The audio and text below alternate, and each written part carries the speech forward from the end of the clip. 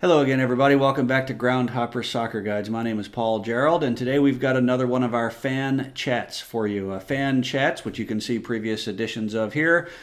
Just chats that we have with supporters of English football clubs. We've talked to people from Leicester City, from Leeds United, and today Millwall, and today it's Sheffield United, the Blades. And the way that I came into contact with the nice people of Sheffield United is a pretty fun story. In 2017, they got up to the championship, which meant that for the first time in 6 years, they were going to play their big crosstown rival, Sheffield Wednesday. So when I heard about this, I raced up there, got a ticket, and went to the game. And it was a hell of a game, maybe the best game I've ever seen. Early on, Sheffield United, the visiting team, scored 2 goals. Their fans were going crazy. Sheffield Wednesday got 2 goals back to make it 2-2. And at that point, the atmosphere inside their stadium, Hillsborough, was like nothing I had seen really before or since, I got to tell you, at any English soccer game. So I began to take a video of it. And I'm just going to let that video roll right now. So here we got all the Wednesday fans jumping up and down, and what they're singing is, "If you don't fucking bounce, then you're a blade." So let's let that roll for a second.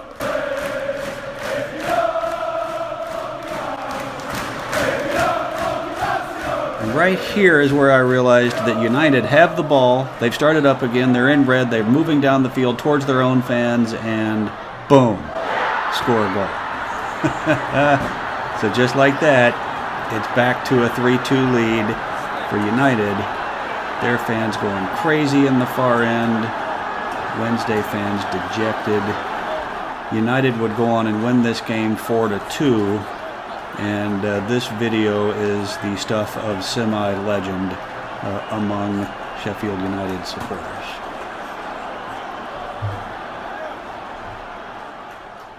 So it was quite a day for me there at Sheffield Wednesday. You can read all about it in the description down below. I wrote a long blog post about it. That blog post led to me appearing in the Sheffield newspaper and hearing from lots and lots of Sheffield United supporters. That thing still pops up on Twitter occasionally, almost 4 years later.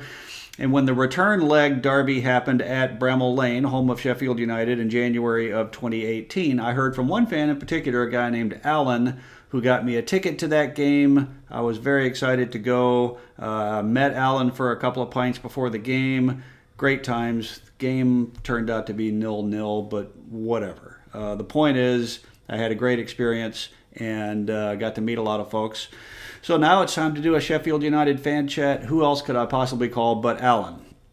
Unfortunately for Alan and for Sheffield United, the day that we spoke was the day that they found out their manager, Chris Wilder, club legend, greatest manager they ever had been sacked, or run off anyway, by their owner. So in the beginning of the video, Alan's not in the best of moods, but we try to get him into some happier times, and but we also talk a little bit about the ownership and Chris Wilder, the manager.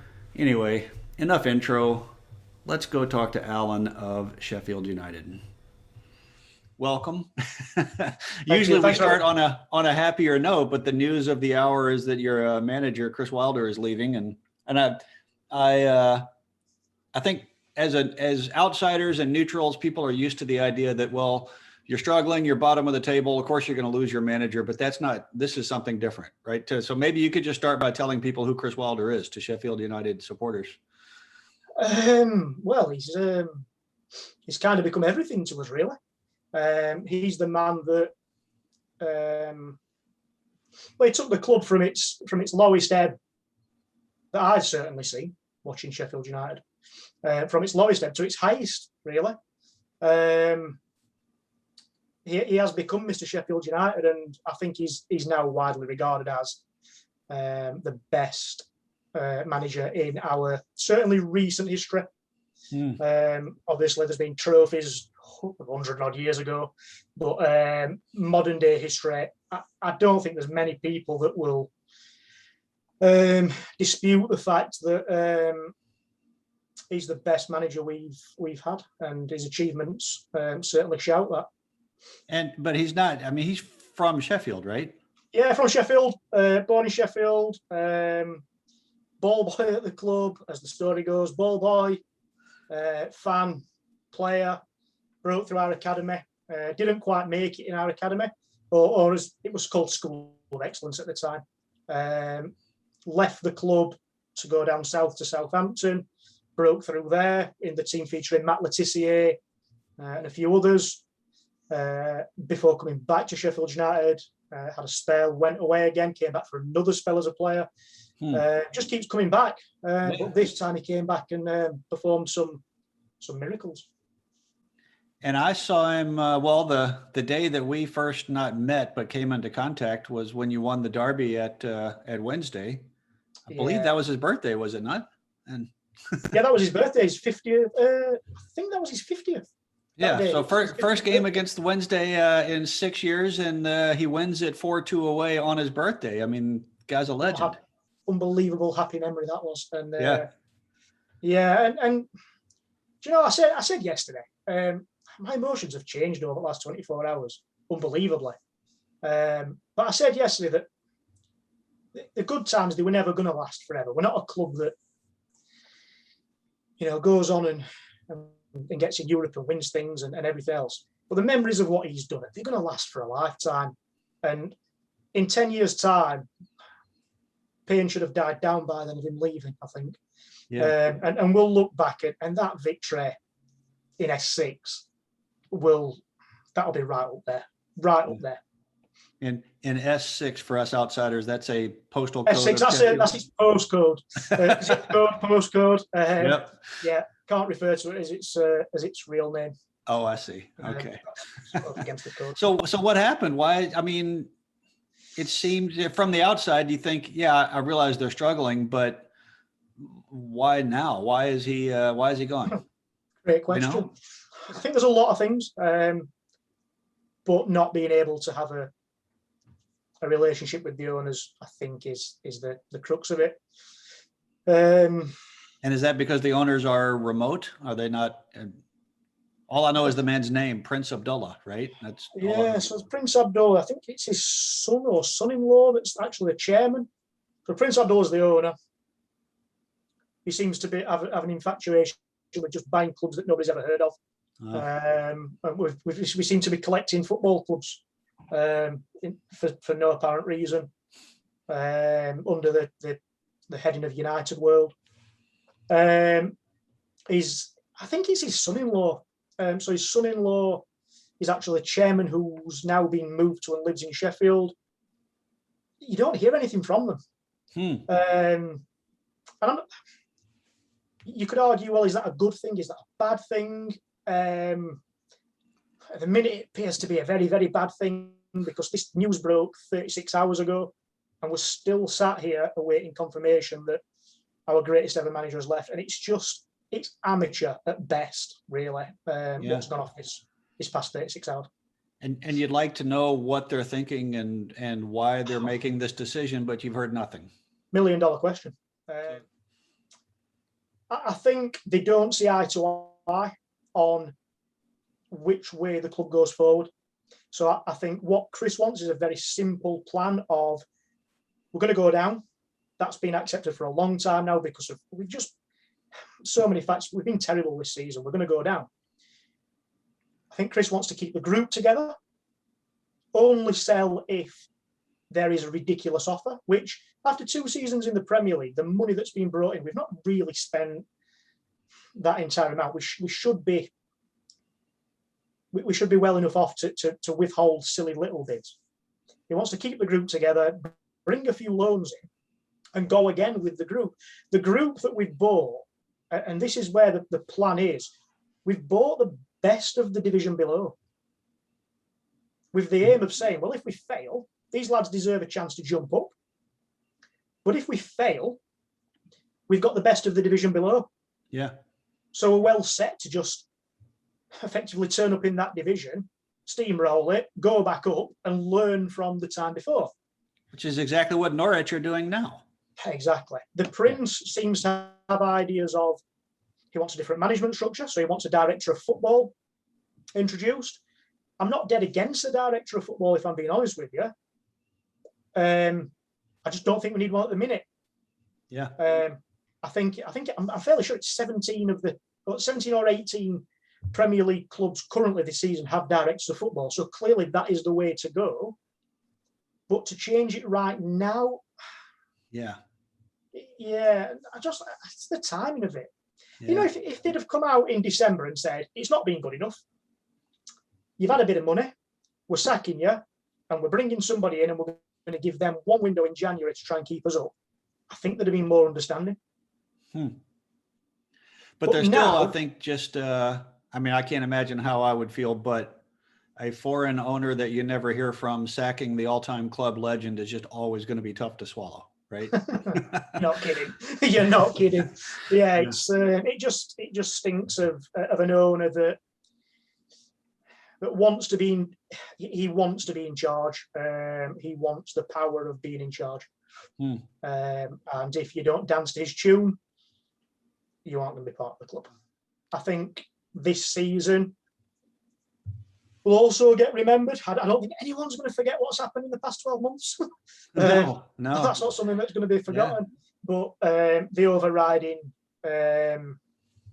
memories of Chris Wilder at Sheffield United will be positive. There's no other way about it, really. You can't look at it any other way. Yeah. And meanwhile, how frustrating you finally get there and over half of the time in the Premier League, you can't even go to the games. So that's that. But I think that frustration is probably shared across the globe. Yeah. I don't think being in the Premier League really affects the frustrations about not being there. I think the frustrations about not being there would exist for a lot of people, whatever division we're in, really, because it's a day out. It's meeting your pals and having a beer and talking about what's gone off at work that week and so many other things. And it's been a big hit, a massive hit to everybody, not just having that normality, really. Yeah. Yeah. So it's been a year to forget all round, especially as a Sheffield United fan. But we're not going to forget it, are we? No. So you lifelong. What is a person from Sheffield called, by the way? Sheffielder? I don't even know.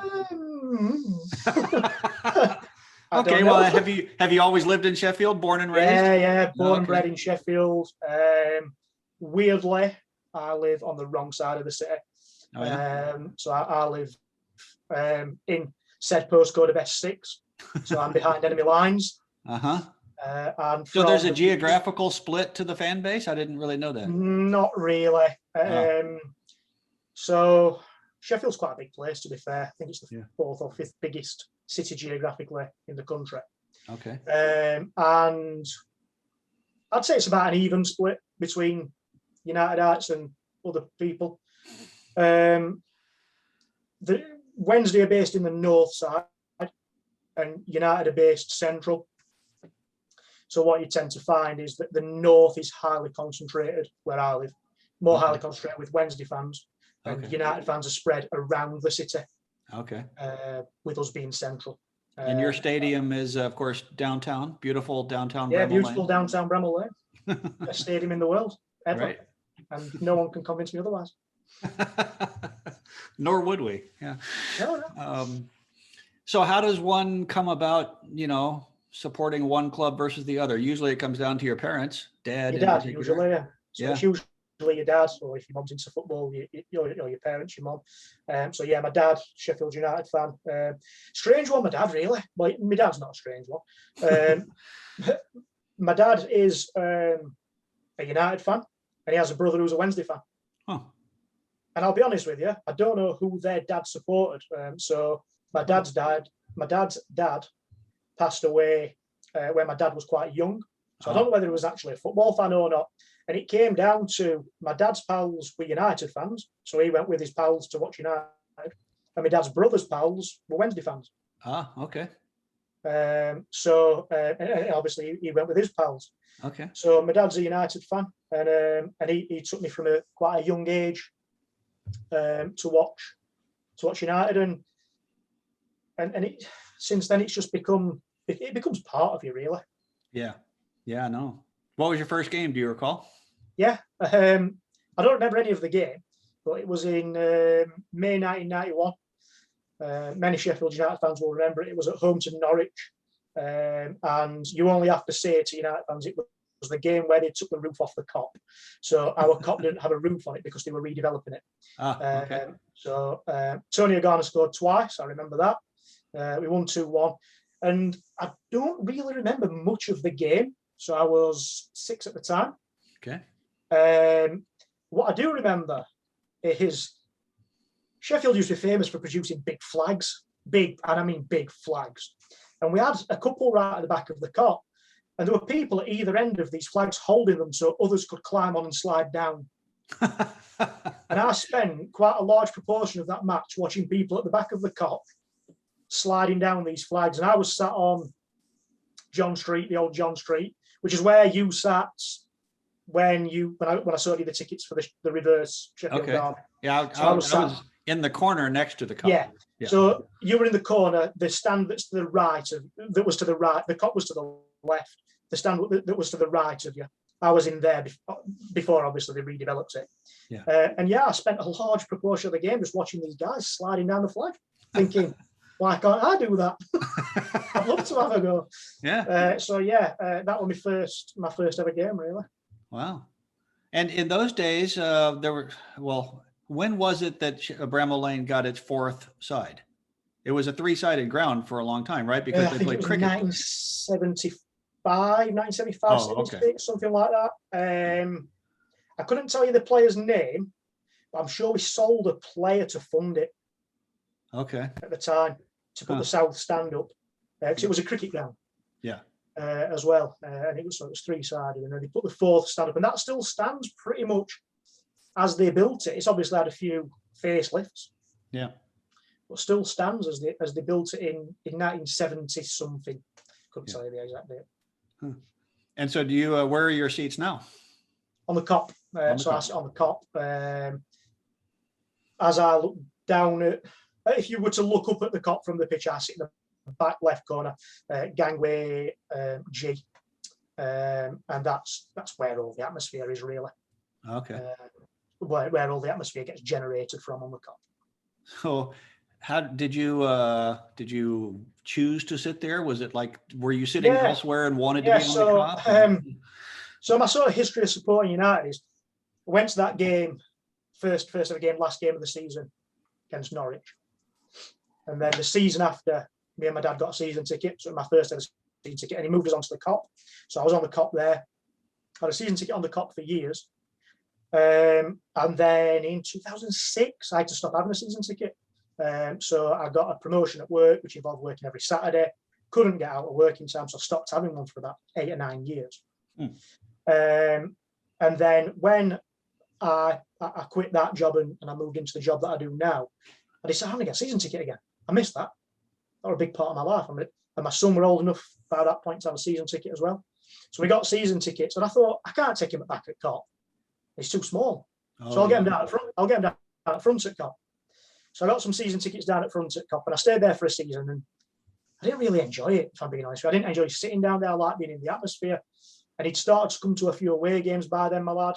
And he were getting into the atmosphere as well. So I thought, I'm going to move my season tickets. I'm going to try it.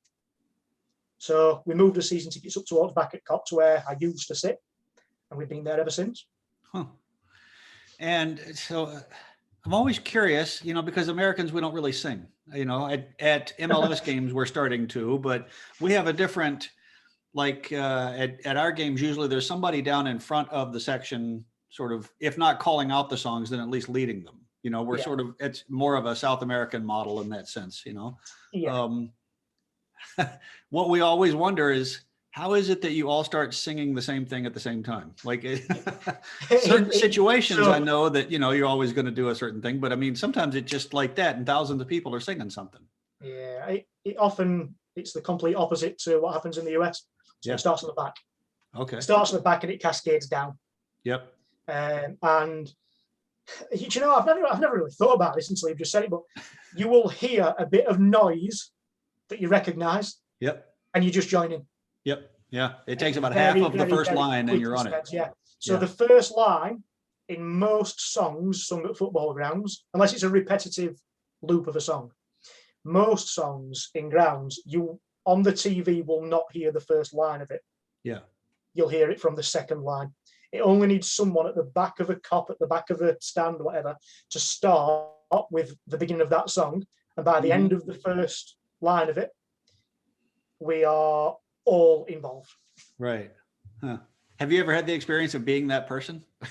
Yeah, a few times, yeah. I am quite loud. I think it's fair to say. Yeah. So yeah, quite a few times.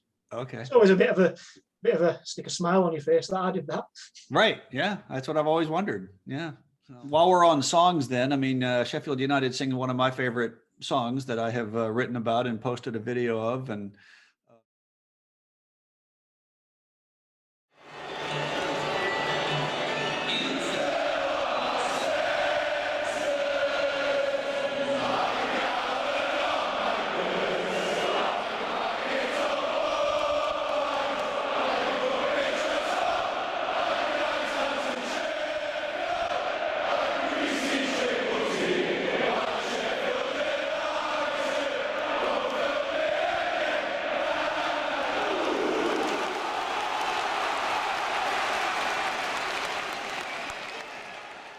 do you know the history of where the Greasy Chip Buddy song came from?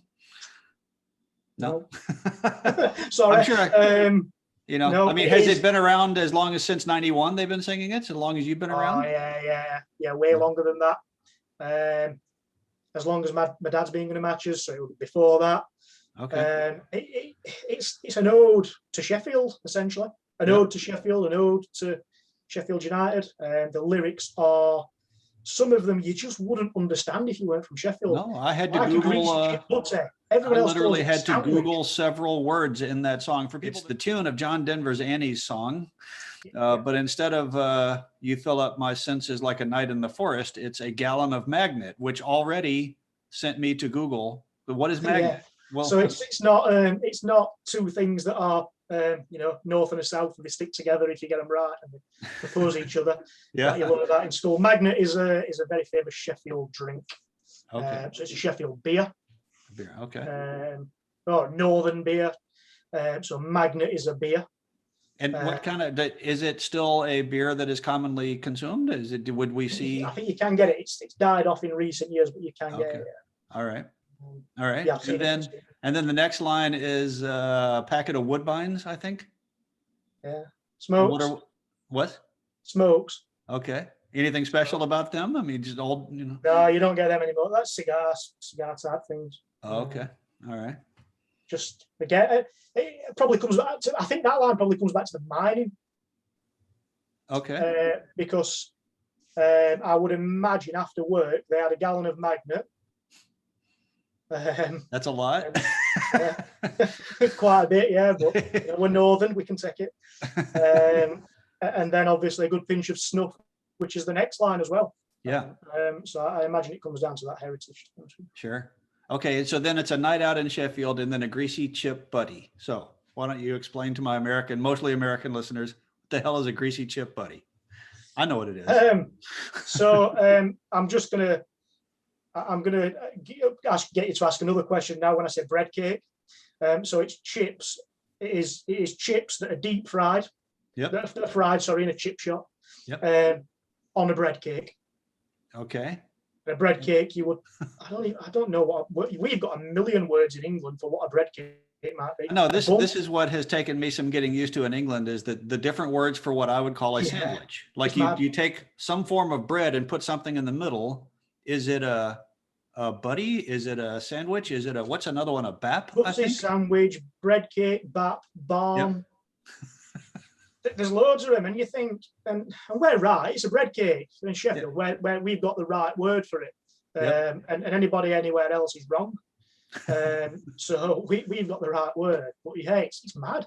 So when I went to an away game a few years ago. It were at Oldham. It were an evening match in Oldham, and I can't even remember how we went on. I can't remember what score were. But I remember coming out and saying to my dad, I'm starving. And on the way home, we'll call it a chip, what we call a chip shop. Uh-huh. So we find this chippy, pull up outside it, and we go in. Can I have a chip butty, please? What? Can I have a chip butty, please? Do you mean a chip balm? No, I mean a chip butty. You mean a chip balm? And it just went backwards and forwards. In the end, I just accepted, yeah, you can call it what you want. I want some chips on a sandwich. So what else would be on a chip buddy? Just that? I think Chip I had butty, one that yeah, might you have can had a have bit of whatever you butter on want it. Huh? Vinegar salt is your main one.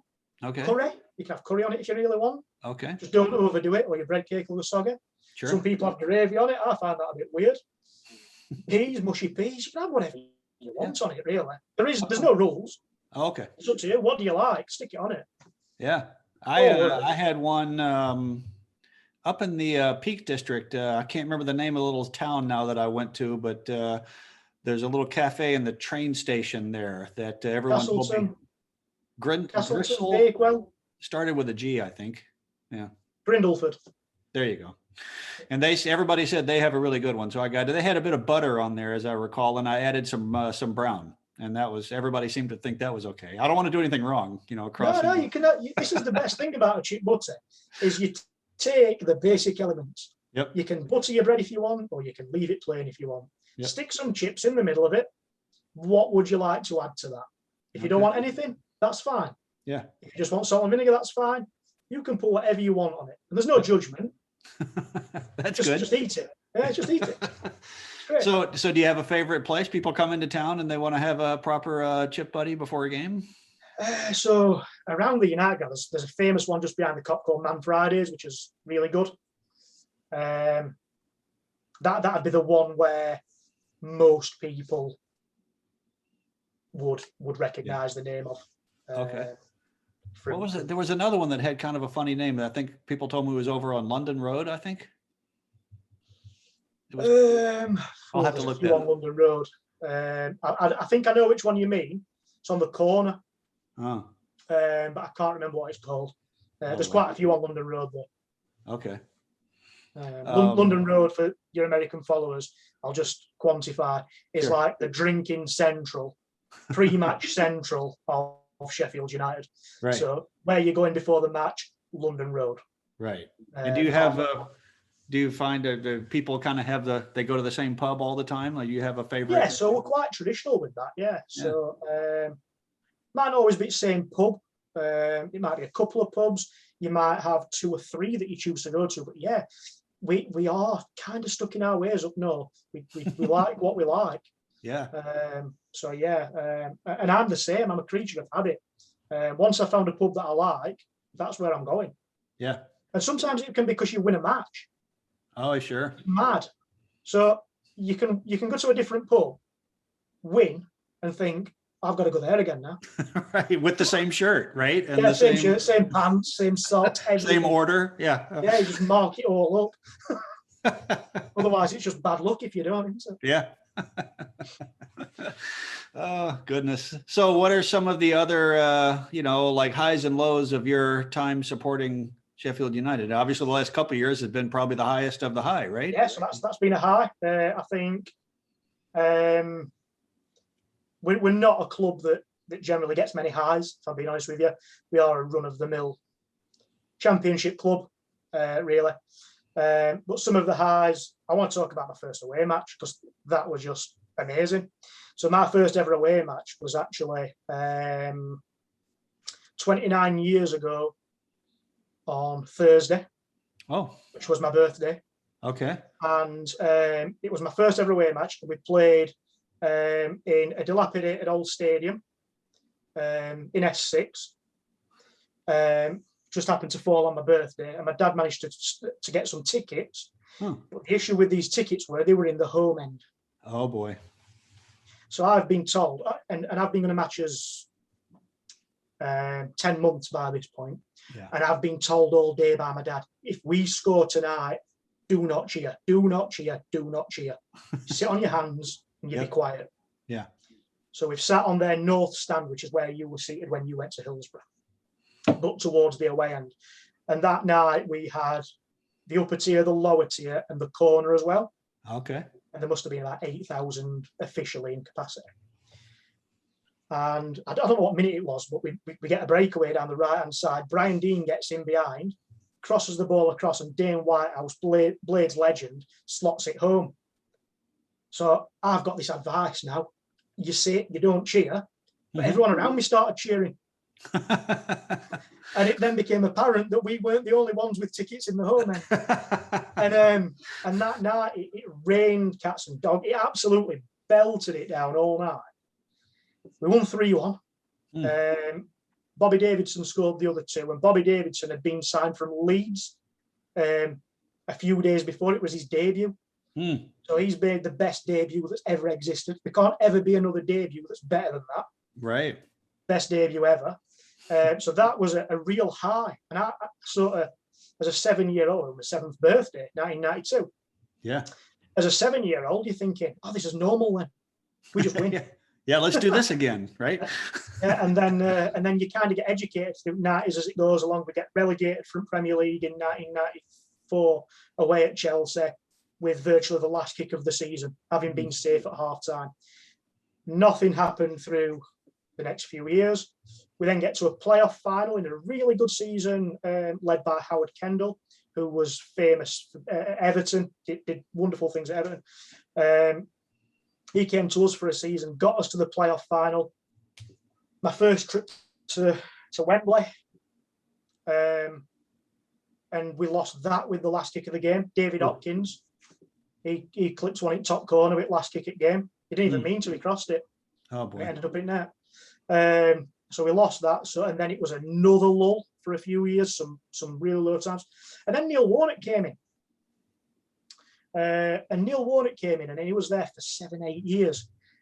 And we had a magnificent season in 2003 that ended in failure. There's a common theme to supporting Sheffield United. We have brilliant times at the end in failure. Yeah. So in 2003, we got to the semi-finals of the League Cup first. Beat Liverpool 2-1 in the first leg at home. Michael Tong scored 2. And then we go to Anfield for the second leg and lose out very, very narrowly. We actually battered them that night, but they beat us 2-0. I think it was after extra time as well. So I'm sure it went to extra time, Matt. We then got to the semi-final of the FA Cup the same season. Get to Old Trafford, playing against Arsenal. And Arsenal at the time had Thierry Henry, Patrick Vieira, Emmanuel Petit, Sylvain Wiltord, some fantastic players. And we gave them a right game. They beat us 1-0. But that game's famous for David Seaman pulling off one of the all-time great saves. To be fair, from our point of view, it was one of the all-time great misses. Because, sure. Those things often go together, you know? Yeah, it was a terrible, terrible miss. But David Seaman seems to get all the credit for the save somehow. I mean, it was brilliant. So that was another failure. And then the same season, we're in the Championship. We get to the playoff final. The playoff finals in them days would be, because Wembley was being rebuilt, were in Wales in the Millennium Stadium. Yep. We get there. We've just beaten everybody all season. We've been fantastic. And then we don't turn up, lose 3-0. Oh. We were 3-0 down after about 20 minutes. Oh. So another one that ended in failure. And then Warnock got us up in 2005, 2006. Controversially, we get relegated the season after. Huh. And then really nothing until Wilder comes in. We had one run in the cup, two runs in the cup, semi-final of the League Cup, and then a semi-final in the FA Cup, which again, you could probably guess how they ended up, given our form in these games. Yeah. And then Wilder came, and it's just been magical ever since. Yeah. And then other great times. I sort of saw the end of the Dave Bassett era growing up, and he took us up the divisions into the Premier League in its inception in 1992. Again, got relegated second season in. And then just before that, obviously I don't remember this because I wasn't around, 1975, the highest league finish in the modern era for us, where we finished 6th in the top division. We had players Tony Curry, Len Badger, Ted Emsley, Eddie Clune. My dad tells me about it constantly. It was fantastic, and everyone that were around them will tell you that was the best team we ever had. So we weren't happy to be good, so we just sold them all. Oh yeah. And ended up in 4th division. We actually went from the first, finishing 6th in the 1st division, down to the 4th division. It's the Sheffield United way. We love it. We love, we get to a point and we go, nah, you can't have this. We're gonna have to self-destruct. I used to hear the same thing about Manchester City, and that was always their reputation. And I've actually heard that there are City fans that are kind of uneasy with what they've become. Like, this is something we weren't supposed to do this. Yeah, I think the traditionalists. I don't think they're going to be complaining too much though about challenging to win the Champions League and whatnot. But yeah, I think I experienced Main Road, which was Manchester City's old ground when they didn't have any money. Fantastic old stadium, and the atmosphere was as good as Bramall Lane. That's a big statement for me to make, but it was fantastic. All true supporters, all Mancunians, all want the same thing. Yep. I've been to the Emirates, not the Emirates, sorry, the Etihad Stadium twice now, and it's so sanitized. It sure is. Yeah, I have to admit. It's so. Where we were last season, when we went to Man City around Christmas time, 28th of December, I think, and we lost 2-0. It was one of only 3 games we lost in about a 13-game run. And we were in the new upper tier behind the net, the most recent addition to the stadium. And the other side of the upper tier, because it's sort of netted off halfway across from the away fans and home fans, after 80 minutes, it were empty. And it literally was just, you looked around the ground and you're thinking, how many of these have been here for a long time? And how many are on a day out or whatever? You're always going to get people who want to go to football matches as a one-off. But the amount of them in that stadium was something else. A large proportion. Yeah. And this is what I have always enjoyed and admired about clubs like Sheffield United, and why I try to get my friends and clients to go there. Is, people often ask me who I support, and I say, whoever's properly supported by their own club, by their own supporters. And I enjoy going to the big, top 5 or 6 clubs as well. But, when I go to a game at Sheffield United or other clubs that maybe I best not mention, at least everybody in the stadium, they've been sitting with the same people forever. They all know the stories. They all know the references to things that happened 20 years ago because they were probably there.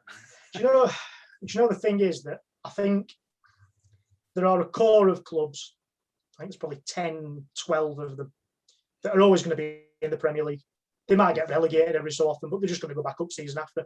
Yeah. 10 or 12 of them are always going to be there. And then there's another 7 or 8 places that are up for grabs with clubs that are going to go up. They might have a bit of success for a couple of seasons, but then they're going to come back down. Yeah. And almost they don't belong there. Yep. And I think for many supporters of many clubs, and I've heard this so many times amongst United fans, the journey of getting to the Premier League is actually better than when you get there. Huh. And why is that? I don't know, because we enjoyed it last season. But modern day now, you've got VAR interference, which you probably want another interview with somebody else about that, because I'll explode. You've got VAR interference. You have got, stadiums like the Etihad. Tottenham's quite bad for it as well. Arsenal, Man United, even Liverpool nowadays, where a large proportion of the supporters, they're not football fans. They're on a day out, and you lose a little bit of that atmosphere. Although the atmospheres are great, you do lose a little bit of that atmosphere. It's just so heavily sanitized, the Premier League, and the coverage is just it's too much. Yeah, it's too much coverage, and it takes away from people who go to games. Mm-hmm.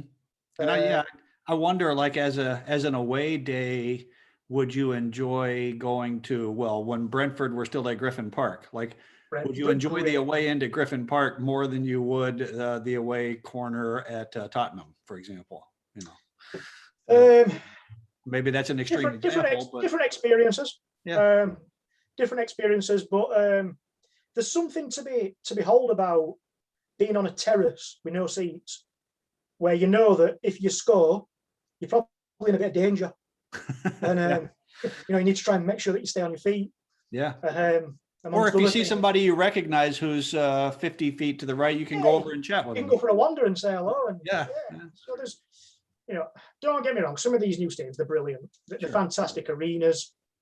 There's some brilliant ones that we've developed. There's some bad ones as well, by the way. West Ham, terrible. Don't know if you've been there yet.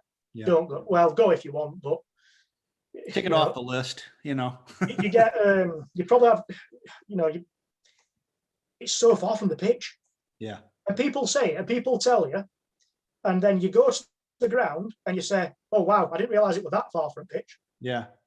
Because it's so far, and that's a terrible. Well, and the away support is in two different sections, right? There's a huge gap. Yeah, they're sort of behind each other, but there's like I don't know, you could build a tower block down there, just a bit of a gap between the two stands. What? Yeah.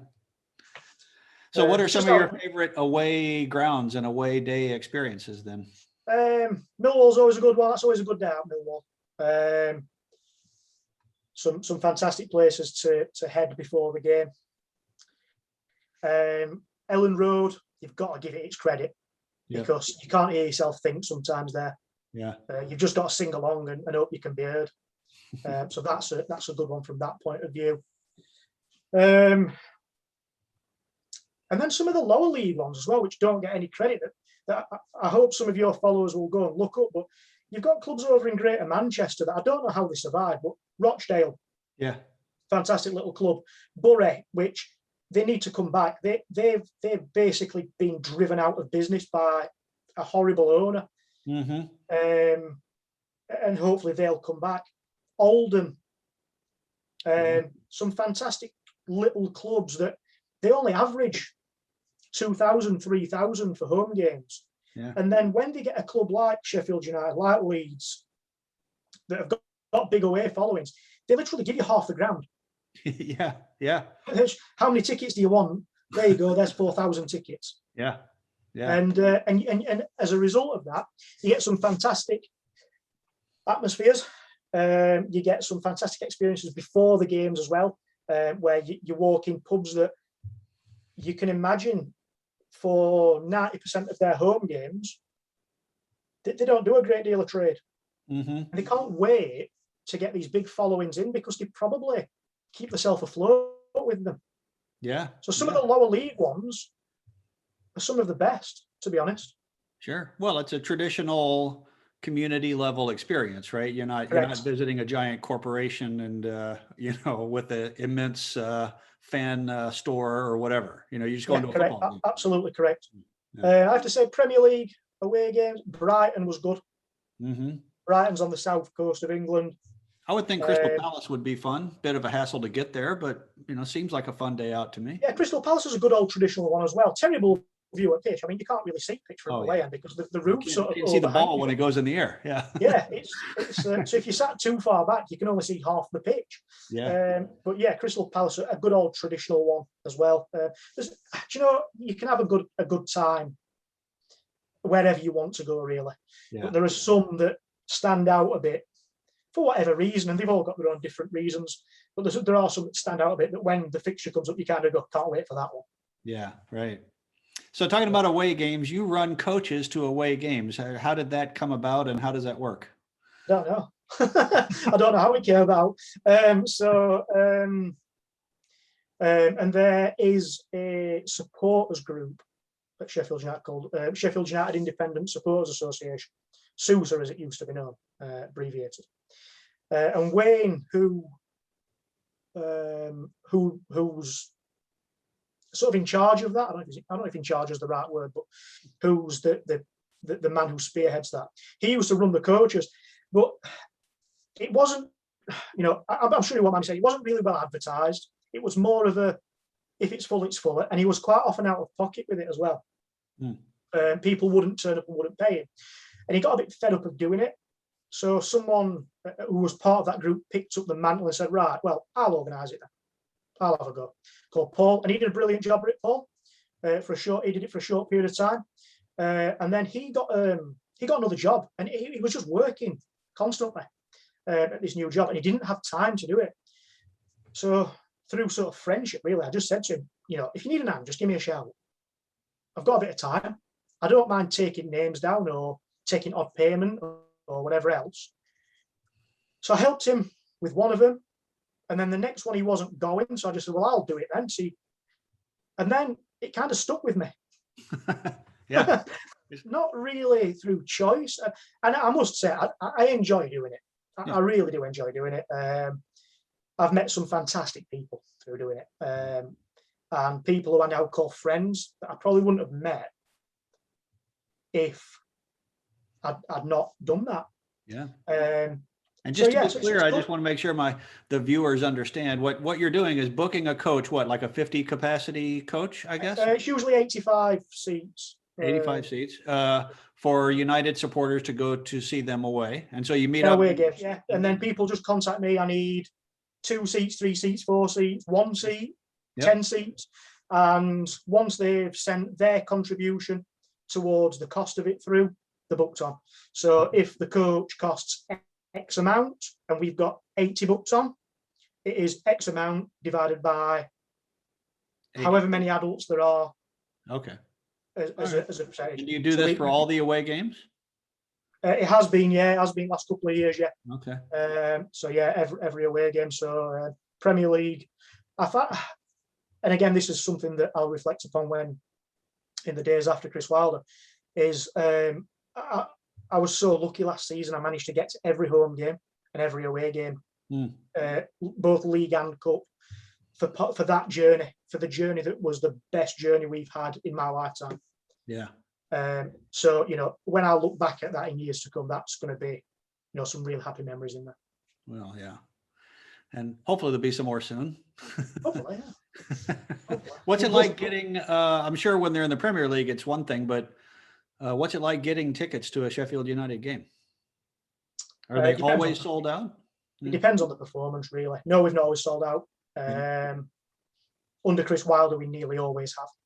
Okay. Doing well, crest of a wave. People get the bug of it. But no, we've not always sold out. We have done the last few years. I think we've got a real loyal core of away supporters that go home and away. Of probably between 1,200 and 1,500. They will go regardless. Doing well, doing bad. Yeah. Tuesday night, 200 miles away. Yeah. They'll go. Yeah. You've then got other people that will maybe go to 50% to 60% of games regardless. But in recent times, it's been that 50 to 60% of what to go every week because it's been so good. So it's been a challenge sometimes getting tickets, especially for me and my son really. But we've managed to do it every week. It's been great. I assume they have a loyalty points scheme. Yeah, loyalty point system, and again, that is the most ridiculous debate you're ever going to have in your life. Oh, really? Yeah, don't mention loyalty points on any form of social media with United fans. I've not known that to be controversial. We've got a ridiculous system.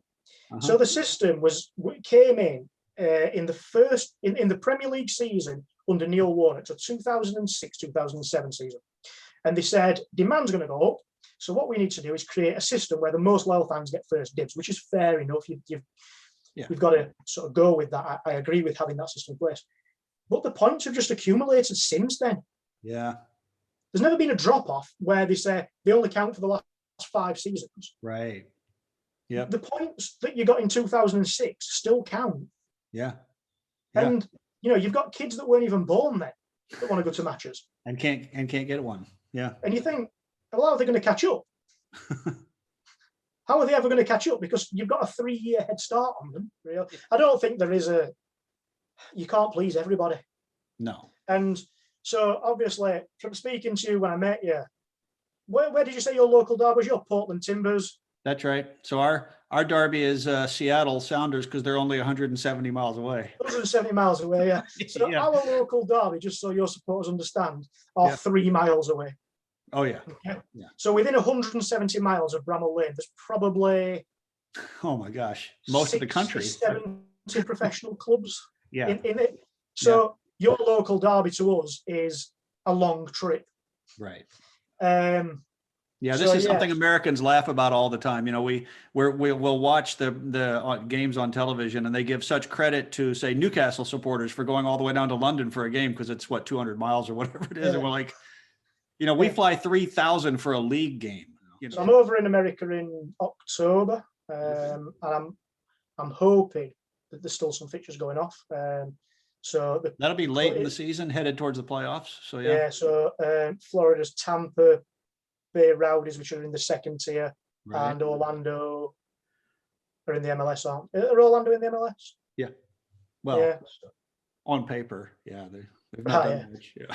So hopefully they'll have a home game. But one of the things I did note last time I was over there was the price of tickets. Yeah. So the Orlando tickets last time were not cheap. Oh yeah. They're really expensive. Yeah, and that's one of the things over in the UK that I think, you know, prices in the Premier League now for away supporters are capped at £30. Oh wow. But I mean, if you want a home end ticket for like Spurs, for example, it's £90. Oh, okay. So they've tried to look after away fans. They don't exist in Championship. In Championship, they charge you whatever they want to charge you. Yeah. But in Premier League, they've tried to cap prices. I'm always amazed how many English people make trips to Florida. Yeah. You know, there are other parts of the country you might visit sometime. I'm just suggesting there are other places. Florida's nice. Yeah. No, it doesn't exist. USA is Florida to us. And how much of that is Disney because you have kids? Is that what it's about? Is the theme parks? Yeah, so the entire holiday really will be will be theme parks. There'll be a trip to the beach. Sure. Because you can't win all day and not go to the beach, can you? So we'll do that. Right. Plenty of swimming and things like that. But it's so we travel to the biggest country in the world, and we go to 6 theme parks. Is essentially how it works.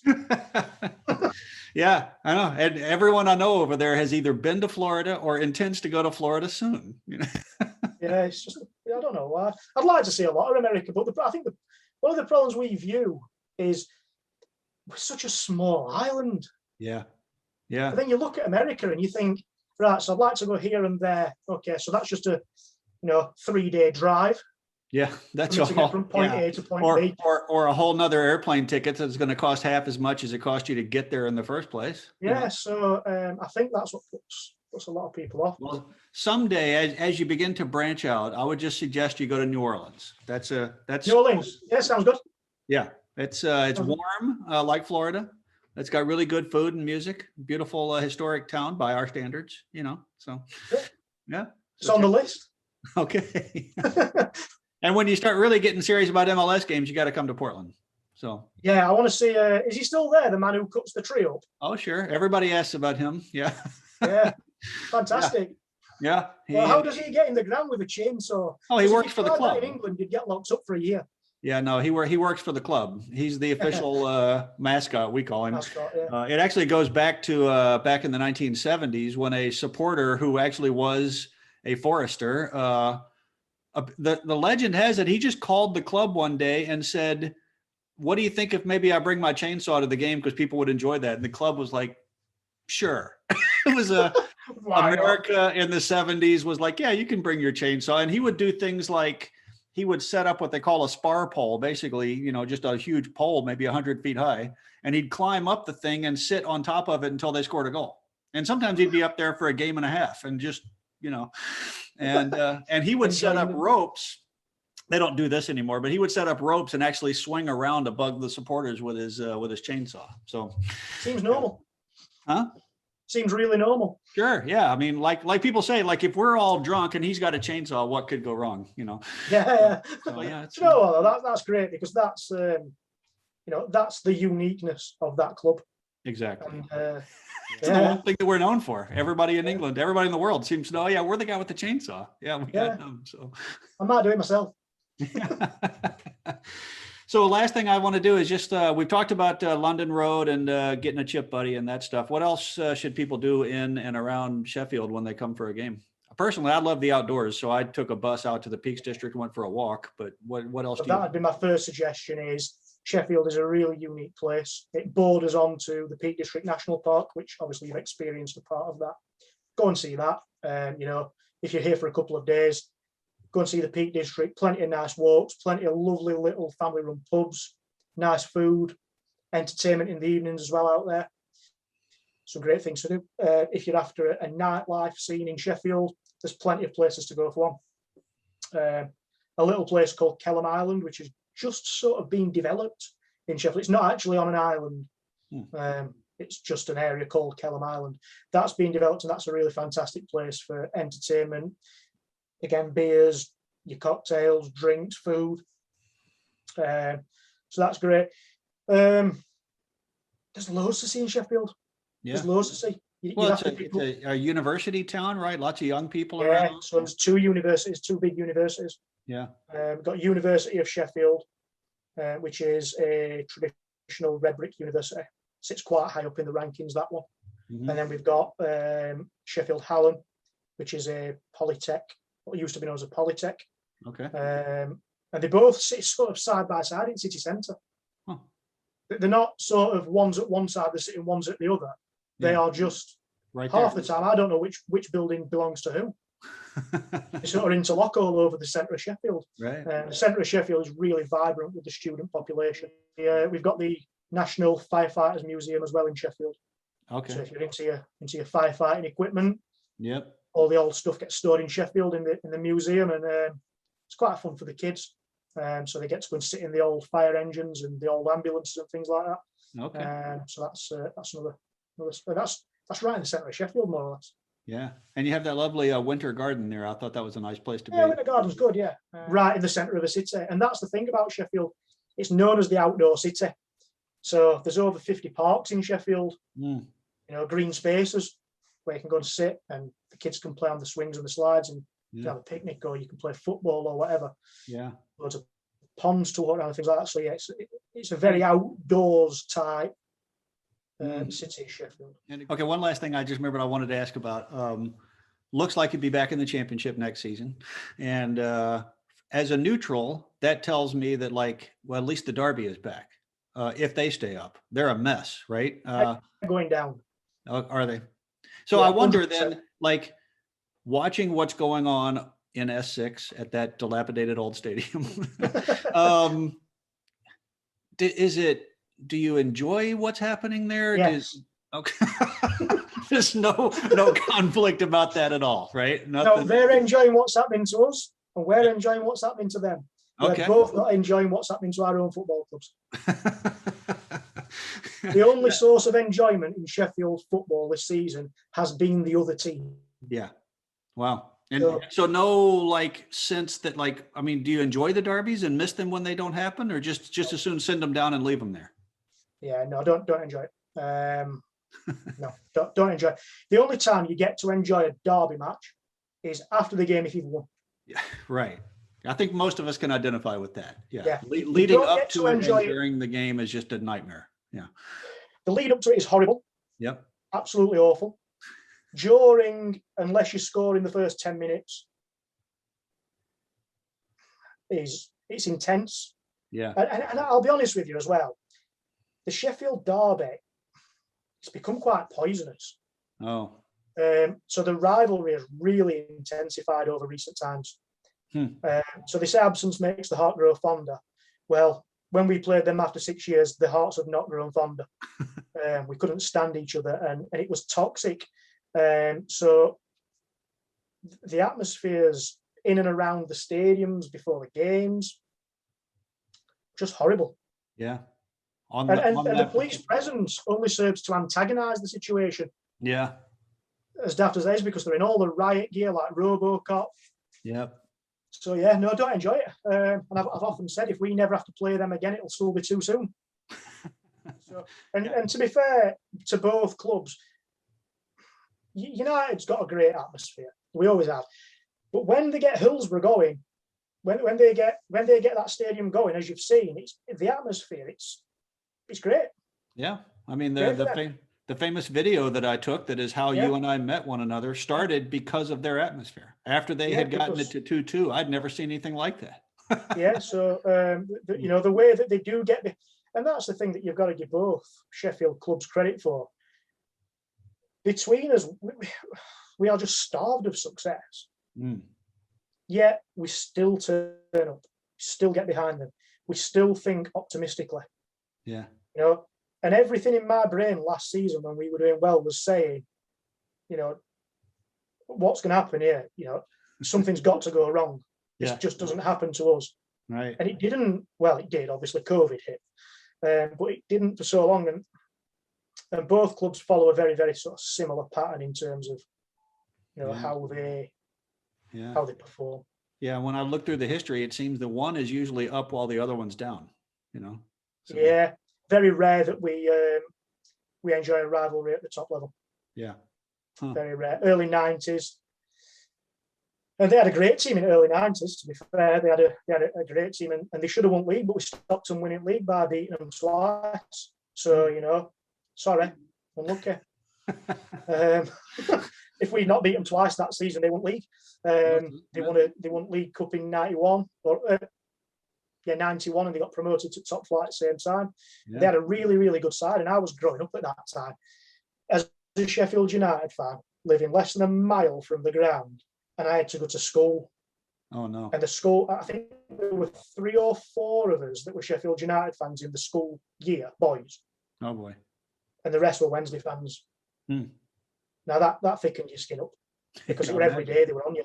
They were on David Hurst, this, Chris Waddle, that, and you know, and you never heard end of it because they did have a fantastic team. Yeah. But you know, I'm sure they realise now, good times they don't last forever. Yeah. They had, by the way, they actually had an American on that team. The first American to score at Wembley or to win a cup, and I have forgotten his name. John Harkes. Huh? John Harkes. That's exactly right. Yeah. Yep. Yeah. So. Yeah, he was a really good player, actually. Yeah, I think he had the goal of the season his first year. So. Yeah, was he the one who did he score the winner in the cup final? He scored in a cup final. Yeah, I think. Yeah. I'm sure he scored the winner in the cup final against Man United when they won 1-0. Yeah. I know he was the first one, they say, to score in a cup final and to win a cup. So. Yeah, it will have been then 1991, yeah. Yeah. They were a good player. They had some good players back then. They've got none now. Yeah. They're terrible now. But, yeah, they really are. They're a mess. And their ownership seems to be a total disaster. So, yeah, I think talking about ownership in Sheffield at the minute is just so subject. Yeah. Their owner seems, he must have got a good drug dealer in. Some of the stuff that he must take, because you know, some of the decisions he makes are just. Well, I read that some of their sponsors don't exist, right? I mean, he created companies to feed money back into the club, and they don't do any. They don't do any trade. Yeah, that's it. They've got D-Taxis, they've got Elevate, who make the kits. No, they don't exist. A energy drink company that don't exist. He just makes companies up and then feeds some money into the club. He's plastered his name all over the stadium. Yeah, put his name on the stand, didn't he? Yeah, and I'm not sure an owner should be doing that. Yeah. Really? Why would you want your name on a stand? Because you're an egomaniac, you know. That's it. Yeah. That's our owner. That's our owner as well now. I think that's exactly why our manager's leaving. Yeah. He wants to run a football club and they want to have a hobby or something, you know. Yeah, it's a hobby to them. It's a real life game of, I don't know if you have this in America, Football Manager. Yeah. Online simulator game, Football Manager. He just wants to play Football Manager in real life because he's got enough money to buy a club. What his intentions are, I don't really know. I don't necessarily think he's a bad man. Yeah. I just think he's bitten off more than he can chew with British culture. Yeah. And what football means to British culture. I think that's where a lot of foreign owners go wrong. That they just see it as a football club. Yeah. And a product. Yeah. But it's far from that. Yeah. Far from it. It's far from that. Yeah, because when he is long gone, you're still going to be there, living and dying. It's supposed to be there. Yeah. And that's true for everywhere in the world, I guess. But you know, England especially, it's the birthplace of football. Sheffield's the birthplace of football. Yeah, that's true. You know, that's where the first rules were ever written. Yeah. It's deep set within us. Yeah. So for someone to come in and think it's just a toy. Yeah. It's not going to go down well, is it? No. Well, thanks for coming on. I kept you longer than I said I would, but it's been great. Thanks for having me. It's been nice to talk happy memories as well. Yeah, and look forward to future ones. I'll meet you on London Road next season, and we'll have a chip buddy. Yeah, look forward to it. Thanks for having me.